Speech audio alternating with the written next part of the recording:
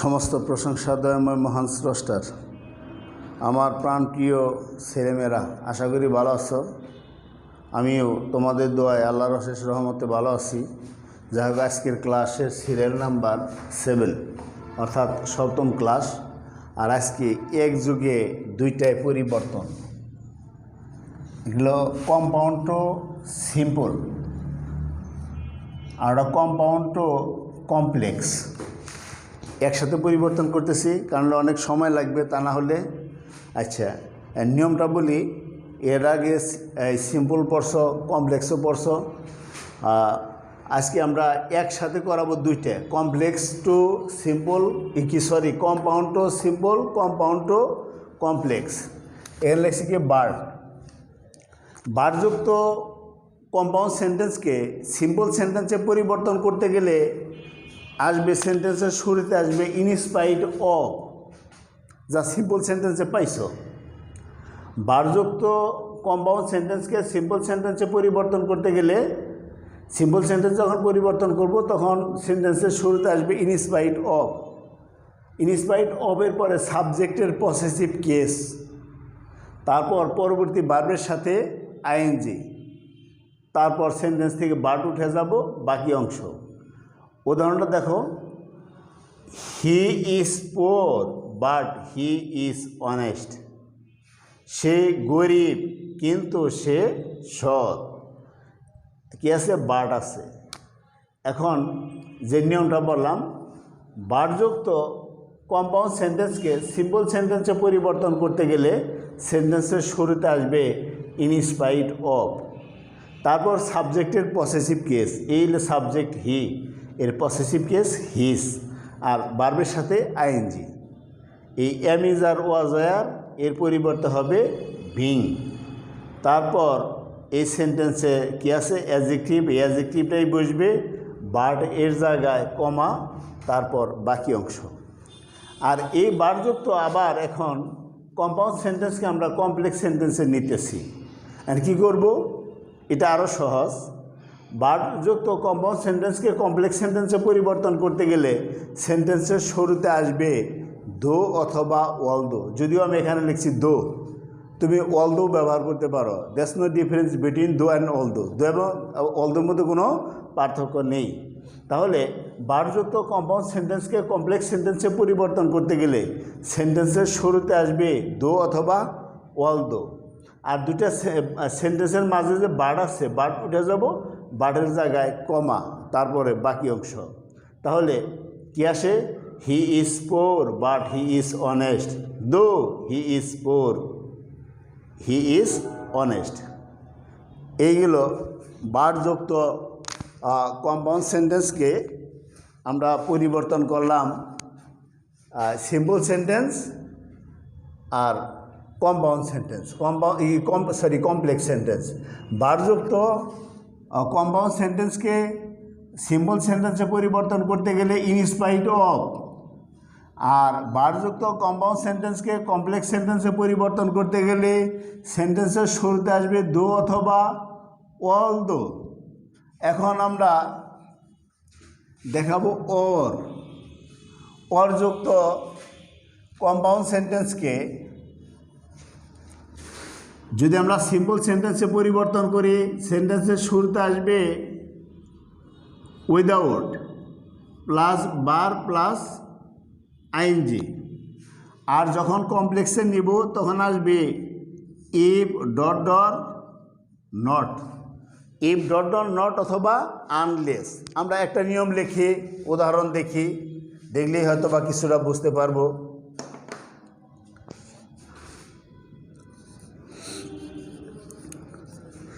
Study carefully or you will not be in a position to be a cadet.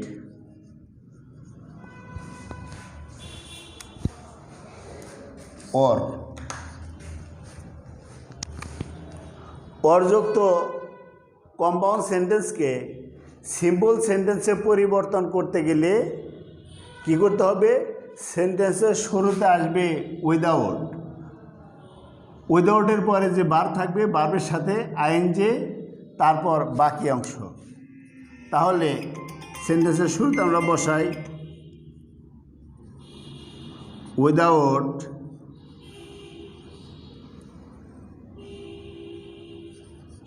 Study, এর সাথে এখন ING, without studying carefully,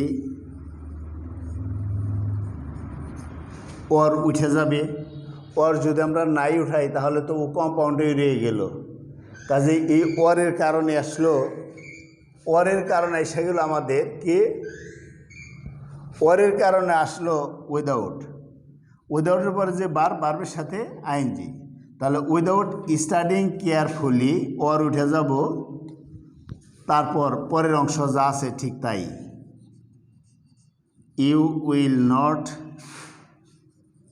be able to, you will not be in a position, you will not be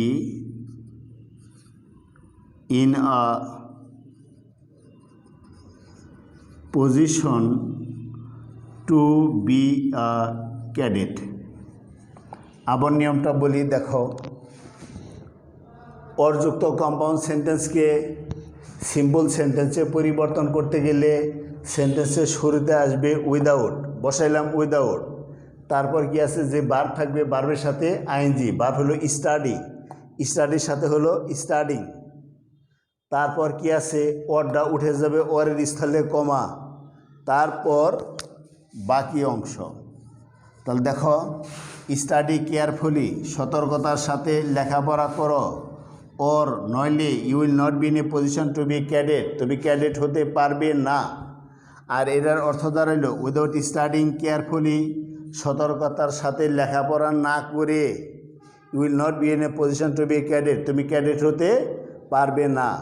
এখন অরযুক্ত কম্পাউন্ডকে আমরা নিলাম simple সেন্টেন্সে। এখন অরযুক্ত compound সেন্টেন্সকে নিব আমরা কমপ্লেক্স সেন্টেন্সে। অ্যান্ড কমপ্লেক্স সেন্টেন্সের এটা তো আছেই, কম্পাউন্ডে আছে, আমরা কমপ্লেক্স সেন্টেন্সে নেই।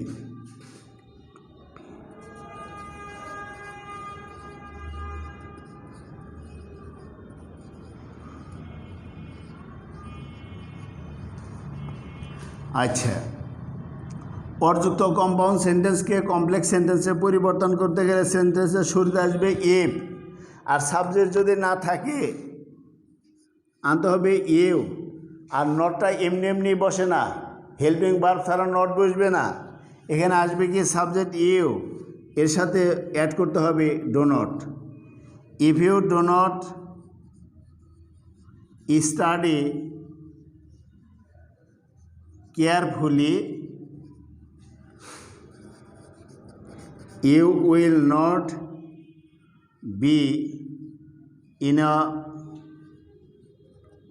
position to be a cadet।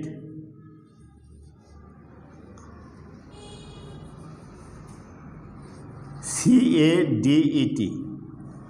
দেখো, অরযুক্ত কম্পাউন্ড সেন্টেন্সকে কমপ্লেক্স সেন্টেন্সে পরিবর্তন করতে গেলে সেন্টেন্সের কি আসবে? ইফ ডট ডট নট, মানে ইফ, তারপরে সাবজেক্ট, তারপরে অপারেটর, তারপর not. If dot dot not বলতে এখানে সাবজেক্ট আছে, হেল্পিং ভার্ব আছে, এই জন্য বসাইলাম ইফ, এই সাবজেক্ট, এই helping verb, not study carefully, or উঠে গেল, ওরের স্থলে কমা, তারপর বাকি অংশ। হয়তোবা বুঝতে পারছো। এখন অ্যান্ড যদি থাকে, অ্যান্ডের ক্ষেত্রে অ্যান্ডের ফাংশন অনেক, অ্যান্ডের ফাংশনগুলো অনেক। অ্যান্ড থাকলে কি করতে হবে? অ্যান্ডের জন্য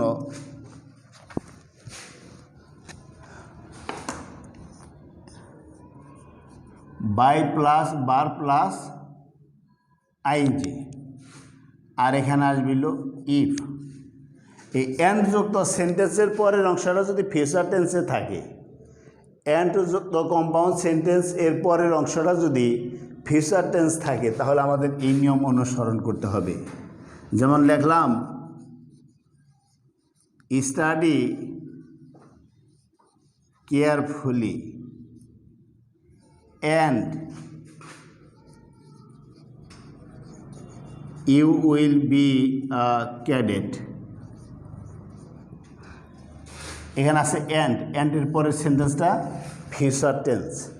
তো যে কথাটা বললাম, অ্যান্ড যুক্ত কম্পাউন্ড সেন্টেন্সকে সিম্পল সেন্টেন্সে পরিবর্তন করতে গেলে অ্যান্ডের পরের অংশটা যদি ফিউচার টেন্সে থাকে, তাহলে নিশ্চিত সেন্টেন্সের শুরুতে আসবে বাই। বাইয়ের পরে কি আছে? ভার্ব। ভার্বের সাথে ING. By studying carefully you will be a cadet। এখানে ওর থাকলে ইফ ডট ডট নট, আর এখানে যদি এন থাকে তাহলে ইফের পরিবর্তে বাই, অর্থাৎ ওর থাকলে ইফ ডট ডট নট, ইফের পরে বা ইফ যুক্ত সেন্টেন্সটা হবে নেগেটিভ। আর যদি এন থাকে তাহলে ইফ যুক্ত সেন্টেন্সটা হবে পজিটিভ, অর্থাৎ অ্যাফার্মেটিভ। দুইটা উদাহরণ একটার সাথে আরেকটার তুলনা করবা, তাই বুঝতে পারবা।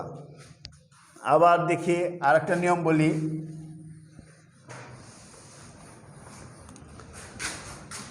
এই অ্যান্ডের পূর্বে অংশ যদি বিভার্বি সেন্টেন্সের মেন ভার্ব হয়, অ্যান্ড আছে কিন্তু অ্যান্ডের পূর্বের অংশটা যদি বিভার্বি সেন্টেন্সের মেন ভার্ব হয়, সিম্পল করার সময় আমাদের বসাইতে হবে বিকজ অফ। সিম্পল করার সময় আমাদের বসাইতে হবে বিকজ অফ। যেমন he is ill and he will visit a doctor. He is ill and he will visit a doctor, যে কথাটা বললাম।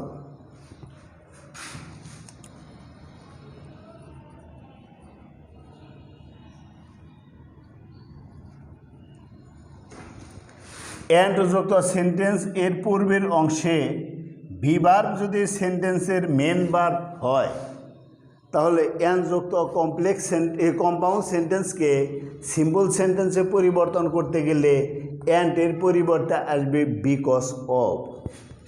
আমরা বসাই অ্যান্ড উঠে যাব সেন্টেন্সের শুরুতে because of. Because of subject এর possessive case, verb plus ing, because of his being ill he will visit a doctor। আবার কি লিখছে? as since because। অ্যান্ড যুক্ত কম্পাউন্ড সেন্টেন্সকে কমপ্লেক্স সেন্টেন্সে পরিবর্তন করতে গেলে অ্যান্ড এর পূর্বে যদি বিভার্বি সেন্টেন্সের মেন ভার্ব হয়, তাহলে কমপ্লেক্স করার সময় সেন্টেন্সের শুরুতে আসবে অ্যাজ সিন্স বিকজ, তিনটার যে কোনো একটা। As he is ill he will visit a doctor. একটু বোঝার চেষ্টা করো। হি ইজ ইল, সে অসুস্থ, and he will visit a doctor, সে একজন ডাক্তার দেখাবে। অর্থ দাঁড়িল because of his being ill, সে অসুস্থ হওয়ার কারণে, he will visit a doctor, সে ডাক্তার দেখাবে। আর এর অর্থ যেহেতু সে, অ্যাজ হি ইজ ইল, যেহেতু সে অসুস্থ, হি উইল ভিজিট এ ডক্টর, সেহেতু সে ডাক্তার দেখাবে। অ্যান্ড এরপর যদি প্লেস থাকে, এন প্লাস প্লেস, তখন আমরা কি করব?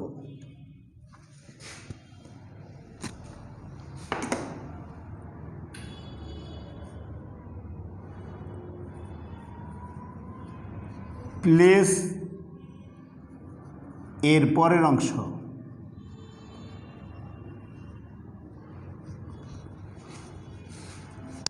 প্লেস এর পরের অংশ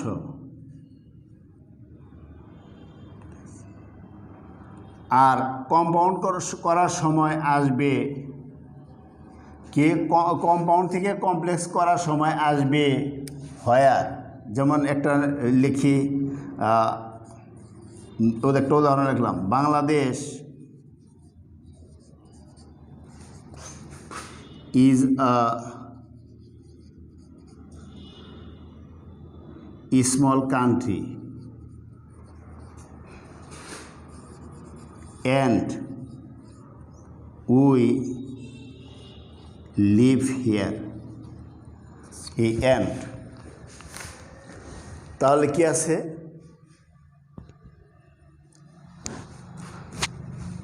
and আছে, সরি, এখানে andটা and-এর আগে হবে প্লেস, and-এর আগে হবে place. Bangladesh is a small country, এই কান্ট্রিটা হলো একটা প্লেস প্লাস and। তাহলে আমরা নিয়মটা বলি, সিম্বল করার সময় যখন সিম্বল করব প্লেসের পরের অংশ, এই তো প্লেস, and উঠে যাবো, and তো আর থাকবে না, অর্থাৎ প্লেসের পরের অংশ, কিন্তু and থাকবে না, and-এর পরে যা আছে, উই লিভ এ পর্যন্ত আসলাম। তারপরে ইন অথবা অ্যাট, যা সিম্পল সেন্টেন্সে আগে পাইছ, এখানে আসবে ইন, তারপর প্রথম অংশের সাবজেক্ট। এই হলো simple. Bangladesh is a small country, Bangladesh হলো একটা ছোট্ট দেশ, অ্যান্ড উই লিভ হিয়ার, এবং আমরা এখানে বসবাস করি। অ্যান্ড, এই অ্যান্ডের পূর্বে কি আছে? প্লেস আছে। এই অ্যান্ডের পূর্বে প্লেস আছে। তাহলে এই জাতীয় সেন্টেন্সকে যখন আমরা সিম্পল সেন্টেন্সে পরিণত করব, এই প্লেস এর পরের অংশ, পরের সাবজেক্ট কি? অ্যান্ড তো থাকবেই না, অ্যান্ড যদি রাখি ও তো কম্পাউন্ড সেন্টেন্সেও রয়ে গেল। কাজে অ্যান্ডের পরে আছে কি? We live here. হিয়ার হলো কোনো নাউনের প্রোনাউন, আর এখানে আসছে অ্যাডভার্ব অফ প্লেস হিসেবে। আচ্ছা, উই লিভ ইন, ইন অথবা অ্যাট, এখানে এই স্থানটা যদি ছোটো মনে করতাম, একবারেই ছোট, তখন বসতো অ্যাট, আর তুলনামূলকভাবে বড় মনে করলে তখন হবে in. We live in Bangladesh. এই হলো সিম্পল সেন্টেন্স। আর যখন আমরা একে কমপ্লেক্স সেন্টেন্সে পরিণত করব, তখন আমাদের কি লিখতে হবে?